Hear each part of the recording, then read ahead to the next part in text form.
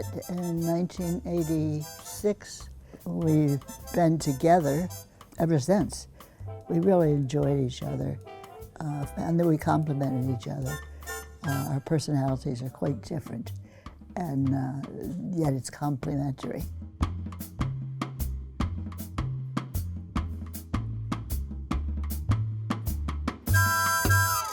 Well, when I first saw, Norma had a friend that was living here at Edenwald, and I saw this high-rise, and she came back and she said, "This is a pretty nice place." I said, "I am not going to spend my retirement in a high-rise." Tell them what floor we're on. 17. And the only downside is the birds don't come up that high. It's the best place for us it could be. I mean, we didn't know what to expect, but the openness and the friendliness. I mean, I know everybody that's been here says it's so friendly, and that really is true. To me, that is the sale.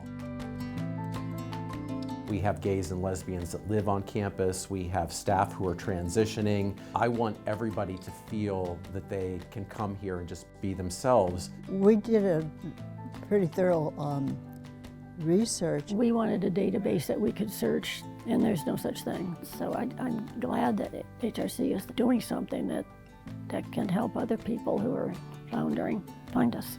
The long-term equality index speaks to our values as an organization. So that is one of the reasons that I let a staff of residents and community members make the decision that this is something they wanted to pursue because they felt that it spoke to our values.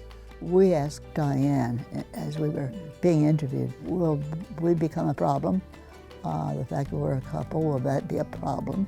And she said, absolutely not.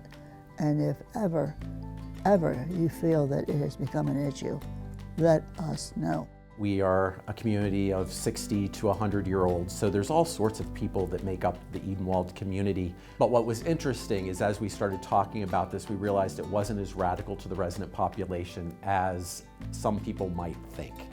You know, I think once you get to a certain age, you really start to realize that there are certain things that are important and certain things that aren't. And the residents that have chosen to live at Edenwald know that this is not really an issue for them. You know, it's that type of place that Steve knows everybody at the front, my son Steve. Everybody at the front desk come in, hey Steve, how are you? And how are your moms? And so it's just like being at our home.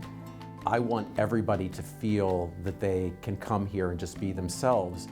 And not only from just a social justice perspective, but also it's business smart. Senior living struggles to staff communities.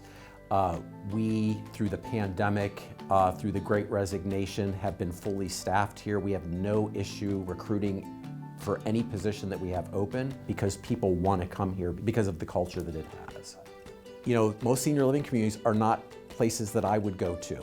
I really want to create somewhere that I would absolutely enthusiastically move into. We feel validated when we're in an environment where people know and it's talked about, not danced around, but talked about. It's very validating to be in a community where you know you are a part of it, an integral part of it, not a side feature. It's almost a non-issue. The acceptance, you forget about it, that it is an issue, because here it doesn't seem to be.